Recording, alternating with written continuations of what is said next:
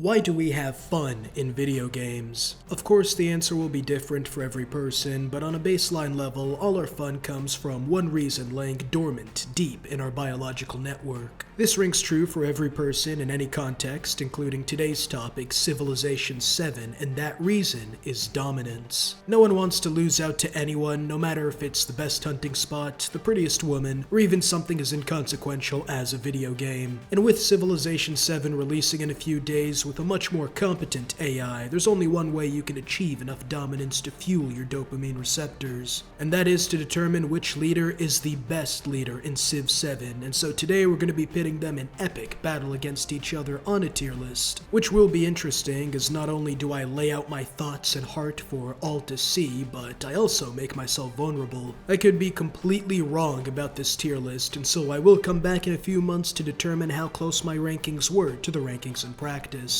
The rules are simple. Every leader does something. They will be ranked based on how well they do their specific thing, regardless of Civ's starting position, memento, or age. But while everyone does something, the homosexual Prussian prince might as well not have an ability. The best domination abilities are ones unique to the leader, or so incredible that getting that bonus earlier changes the entire battlefield. And the merit commendation is neither. This specific one's going to be all but useless early when the army sizes aren't big enough for this to change the game, and by the time they are, you would have gotten the opportunity to take this commendation, which you usually won't when others are much stronger. That is, unless you are able to bolster your forces with 5 early science buildings, which give you a free infantry unit. A nice addition, but other domination leaders have much more to offer in this space. And I do mean other domination leaders, as Frederick's persona being behind a paywall might get the IRS involved to show Firaxis what actual domination looks like. Similar to the last Frederick, his persona gains free units, but only when constructing culture buildings, which will be used to house all those great works when you capture settlements for the first time. But make no mistake, his slightly higher ranking is only because I flipped a coin, since both Fredericks are shit enough to get the local pride parade to tag team in with the IRS. But like Himiko's tag team, one is obviously more powerful than the other, and I'm not talking about the shaman. The 2 happiness per age on the buildings are really strong, giving you faster celebrations, especially when you can build them 50% faster. But it's the second ability that not only limits this effect, but makes me not want to touch happiness with a 10-foot pole. The 20% culture is strong, make no mistake, but it is not worth 10% science, especially when both effects are doubled in a celebration. And worst of all, the fact that this is not only a pre-order, but a Founders Edition bonus. Nah, the IRS are just gonna fuck 'em raw at this point, which thankfully isn't something they have to worry about with Pocket Cutie. The food adjacency to mountains is nice, but counterintuitive. If you have more mountains, you gain more yields, but have less tiles to work, unless of course you choose the Inca. But again, we're only including the leader abilities, since every leader has a strong Civ combination, which muddies the waters. But the waters still hold a second Incan ability. Is it enough to push them over the edge? No, the happiness bonus is only adjacent to mountains and isn't as game-breaking as the later leaders. And one of those leaders is Ahsoka, world renouncer, but only barely. 1 food in cities for every 5 excess happiness is boosted by their 10% food bonus during celebrations, which itself are stimulated by happiness, which is granted as an adjacency bonus from buildings for all improvements. And while that is good, the reason he isn't higher is because you get countered by a declaration of war, limiting your already underwhelming bonuses, especially when you get multiple declarations like on the higher difficulties. And that randomness is shared, but not similar to Tecumseh's. Food and production per age in all settlements for every city-state you're suzerain of, while you gain the same amount for combat strength,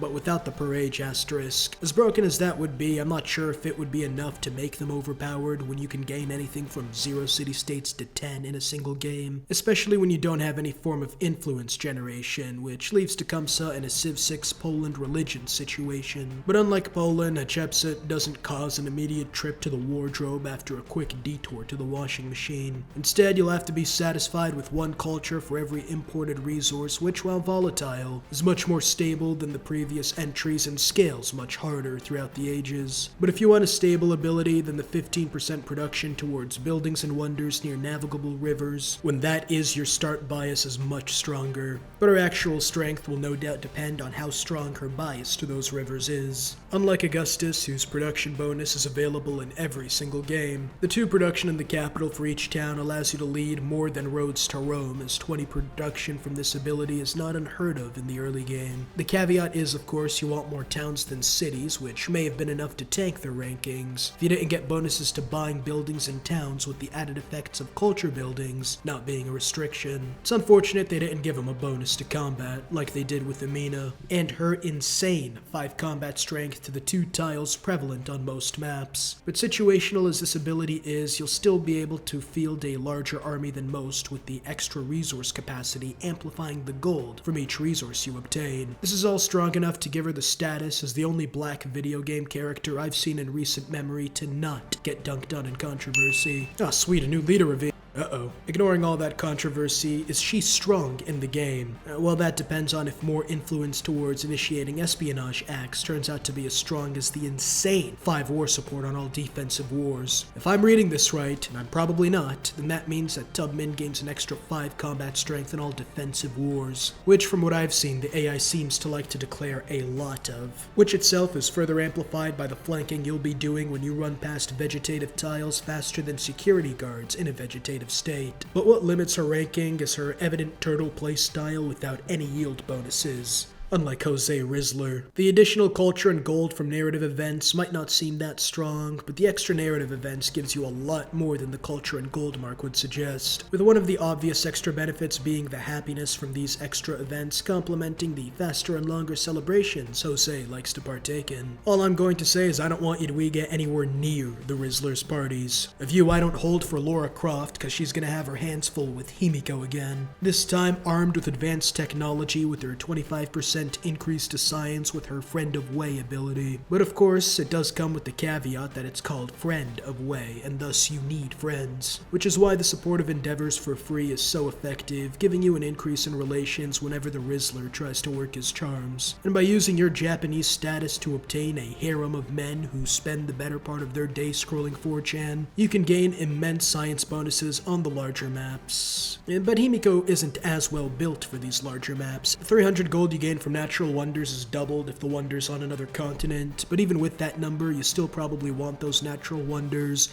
to be on your land, since you gain double the natural wonders yields as opposed to any other leader. But you of course need to find these wonders, which is where the cheaper naval units in both the upfront cost and the maintenance shine, turning you into the second strongest explorer in this game. But if you want our first top dog in a category, then Xerxes is the best trading leader in this game. The extra trade route limit is good enough on its own, but you will likely want to spread this route to different cities since creating a road or trade route provides 50 culture and 100 gold per age. This focus on culture and economy is no one-off fluke as you gain even more from unique buildings and tile improvements, which will turn you into a late game powerhouse. So how do you beat the best trading leader in the game? You take away his trade routes, as that is Napoleon's ability, which when combined with the bonus gold he gains per age when he stands on business. And you've got one of the strongest "you mad bro" leaders in the entire game, almost as strong as Lafayette and his unique endeavor. That gives an additional social policy slot, but you don't get the combat strength bonus from the policy as it requires traditions to be slotted into the policy instead. This extra slot could also in turn be used to supplement the increase in the culture and happiness you gain per settlements, especially if the settlements are in distant lands, which shouldn't be too difficult with his coastal start bias, but with the caveat that this bias is shared by other leaders. Unlike this next leader with a unique tundra start.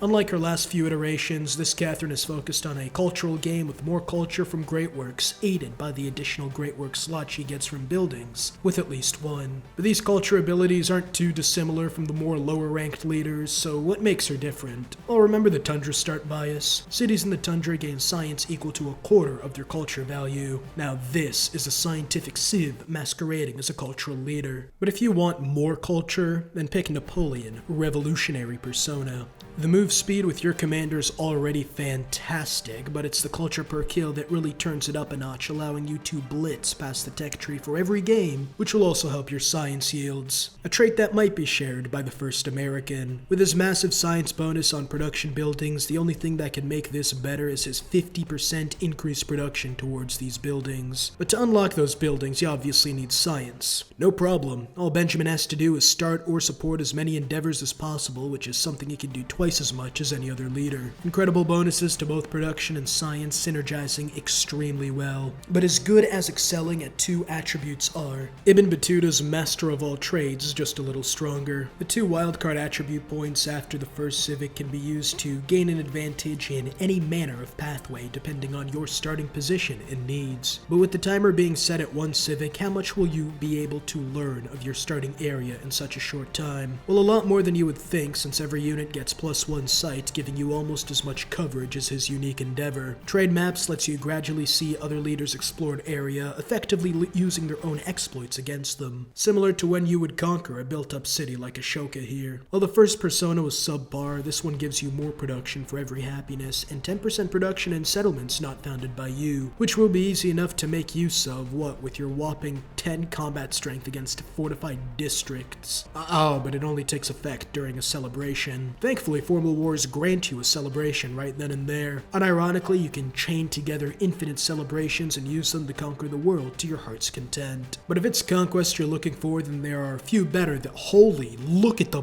beer belly on that one. By the time you're finished, both the enemy leaders and Europe will be calling you daddy once your celebration unlocks 2 free cav units, and 5 more combat strength for the duration of that celebration. You'll want to focus on military and science buildings, which also give you a happiness adjacency, offsetting any war weariness you might get from your unending conquests. But if your people even think about rebelling from all that war weariness, call the Crusher of Rebellion Xerxes, King of Kings. 3 combat strength, as long as you're not defending this man, is made for constant nuts to butts action. And when that inevitably leads to conquering settlements, the 100 gold in culture per age will make victory all the more sweeter. But the gold doesn't stop there, as every settlement makes 10 more of it, which is doubled in the settlements you yourself stole. But you will eventually be suffering from all that winning thanks to the settlement cap. But for you, here, have another one for every age. One of the stronger scaling abilities per age, but not as strong as Machiavelli's 3 influence, the rarest resource in the game. But even with all that influence, what happens if the AI rejects your proposal? Here, have 100 gold. Oh, you want to accept? Here, have 50. And by far the strongest part of this ability is found in the militaristic side of the tree. Not by levying units from any city-state you desire, but by declaring formal wars with anybody. Rivals, come catch this fade. Friend, come catch this fade. Lover, come catch it. What do you mean special forces are on the way? Thankfully, they're not here for me. They just read Confucius's enormous ability description.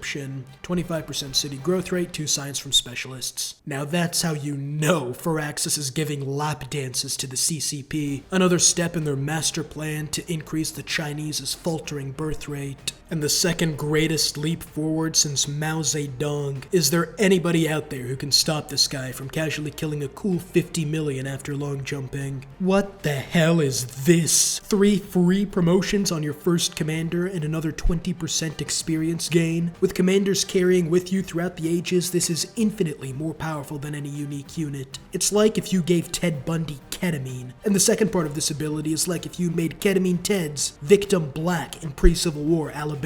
The 10% science and tropical tiles is doubled when you declare a formal war, both giving you tools to dominate your enemy without giving them a chance to respond. Which is why, in my opinion, Trung Trak is the strongest leader in Civilization 7. Watch this entire tier list be inverted when the actual game comes out.